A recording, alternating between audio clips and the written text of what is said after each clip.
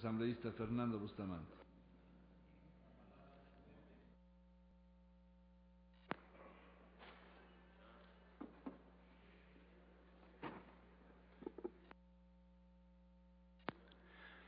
Buenos días, señor presidente, señoras y señores asambleístas. No cabe la menor duda, y creo que todos convendremos, en que esta es una ley de extrema importancia, y de extrema importancia para muchísimos conciudadanos y conciudadanas que viven, sobre todo en las zonas rurales de nuestro país, sin excluir la realidad de las comunas urbanas. Sin embargo, la importancia que tiene este proyecto de ley no nos exime de un riguroso análisis del contenido del borrador o del proyecto que tenemos en nuestras manos, del informe de la comisión. Y debo decir que a mi juicio el texto presentado adolece de una gran cantidad de problemas conceptuales, de incoherencias y de dificultades que hacen extremadamente difícil que podamos, a partir de esto, pensar que estamos realmente creando la ley que este país necesita. Quiero citar algunos de los problemas que tiene el texto. No sé por dónde empezar porque son tantos que definitivamente parece difícil jerarquizar la importancia que tienen algunos. Pero creo que tiene que ver sobre todo en el tema de las confusiones conceptuales. Voy a dar ejemplos. Por ejemplo, en el artículo 13 enumerado, cuando se plantean los principios que rigen o deben regir esta ley, se hace continua referencia a principios en los cuales se mencionan los derechos individuales, cuando es esta una ley sobre un régimen de organización y de vida que es sujeto de derechos colectivos. Yo no sé, por ejemplo, en dónde entra, ¿no es cierto?, el derecho individual aquí, que es continuamente mencionado en los principios de igualdad social, en los principios de libertad, en los principios de interculturalidad. Primero, tema que sería necesario revisar. Segundo, cuando se habla, por ejemplo, del principio de igualdad social, se habla de este principio de igualdad social como un de goce de derechos, oportunidades de individuales o colectivos de las comunas, pero las comunas no tienen derechos individuales porque son un sujeto colectivo. Sus miembros pueden tener derechos individuales, pero son de otra naturaleza que aquellos que dimanan de su pertenencia a la comuna. En el caso de la interculturalidad, tal como se la define, se habla básicamente, ¿no es cierto?, de una equidad o de una situación de relación en la cual aparecen, por ejemplo, como identidades espirituales, ideológicas, económicas. Yo no puedo imaginarme que se está diciendo que el hecho de que una persona comparta con otra una identidad ideológica le convierte en un sujeto intercultural. Yo no he escuchado que nadie sostenga que las personas socialistas constituyen por ello una cultura, o que las personas que tienen, por ejemplo, ¿no es cierto?, una situación espiritual, ¿no es cierto?, los convierten en comuna o comunidad. Las personas que creen en el budismo zen en este país no son una comunidad o no pueden ser sujetos de esta ley, pues. Es necesario definir mejor los términos. ¿Qué es lo que constituye, no es cierto?, una identidad cultural que forme base o fundamento de una comuna o de una comunidad? Ciertamente que no es el hecho de compartir una ideología política, o una religión, o un credo espiritual, o una situación económica.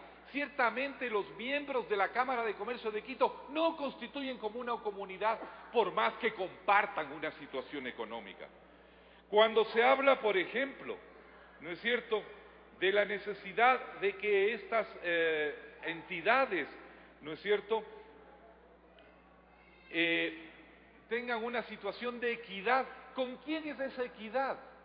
Se menciona equidad con otras como tales, pero la equidad y la igualdad, como principios que deben regir la vida de estas entidades, también tienen que relacionarse con el resto de la sociedad.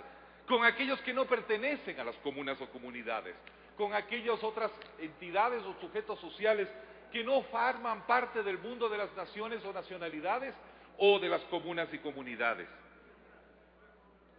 El derecho a la igualdad no es como se plantea en el proyecto, un evento, un fenómeno que tiene que darse entre las comunas entre sí, sino también entre estas y otros sujetos comunales y no comunales. Quisiera señalar, por ejemplo, el gravísimo hecho que a mi juicio está contenido en el artículo 7, artículo enumerado 1, sobre los requisitos para la conformación de la comuna jurídica. Todos esos requisitos constituyen los requisitos para la formación de una asociación. Enumérense los 9, vean ustedes el inventario y van a ver que basta que un grupo de personas se junte, sigan esos requisitos administrativos y podrían formar una comuna. Ninguno de ellos se refiere a lo que se ha dicho en la parte anterior, que es referente a las identidades, al origen, a la historia común, etcétera, etcétera. Y esto revela precisamente una falta de reflexión sobre qué cosa constituye aquello que conforma un grupo humano como comunidad. ¿Dónde está el fundamento de esa identidad? Ciertamente no puede ser el vivir en un lugar determinado, porque el solo hecho de la residencia no constituye el vínculo de comuna.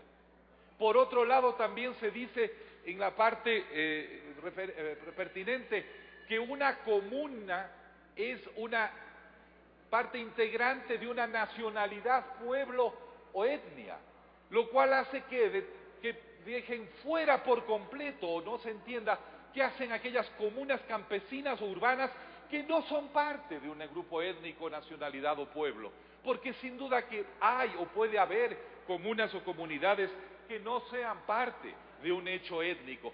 Son dos realidades diferentes. Una comuna puede o no puede ser como parte de una identidad étnica y nacional. Y de hecho, quisiera señalar que aparecen otras confusiones. Por ejemplo, cuando se habla del carácter inembargable, del carácter imprescriptible, del carácter inalienable de la propiedad de las comunas, se incluye a los bienes muebles. Si ustedes se fijan cuidadosamente, quisiera citar el artículo exactamente, donde se define la propiedad comunitaria, ¿no es cierto? El artículo exacto no lo voy a señalar, pero está, ¿no es cierto? Se pone como los bienes muebles, como que no se pueden vender, que no se pueden alienar, inalienables. O sea, no se puede vender el tractor de la comunidad, no se puede vender los muebles, no se pueden vender los equipos. Creo que es necesario dejar bien en claro de qué es aquello que es inembargable y qué es aquello que es imprescriptible e inalienable. Por otro lado, también ese planteamiento crea la siguiente situación, que si es inembargable el tractor o es inembargable cualquier bien mueble, va a ser bien difícil dar garantías sobre bienes existentes de la comunidad. Hay que pensar en las consecuencias jurídicas que se dimanan del hecho de la extensión de la inalienabilidad, inembargabilidad e imprescriptibilidad de los bienes muebles de una comunidad. Finalmente, quisiera señalar, por ejemplo, que en el artículo 13 enumerado, cuando se habla de las atribuciones de la Asamblea Comunal, se hace extensiva dice, la Asamblea Comunal para efectos de toma de decisión y votación estará integrada por todos los jefes de familia de la comuna. Los jefes de familia de la comuna. Eso quiere decir que las personas que no son jefes de familia no pueden ser parte de la Asamblea Comunal. Le resta un minuto, asambleísta. Queremos decir entonces que la Asamblea Comunal tiene que ser una especie de asamblea de pater familias o de mater familias, y los miembros de la familia que no se definen como jefes de familia, ¿en qué quedan? La propia retención del concepto de jefe de familia ya revela todavía una incapacidad de trascender conceptos patriarcales que siguen profundamente asentados, parece, en la psiquis colectiva de algunas, en la psiquis de algunas personas. Podríamos seguir enumerando una gran cantidad de dificultades conceptuales que emergen a lo largo de todo el proyecto.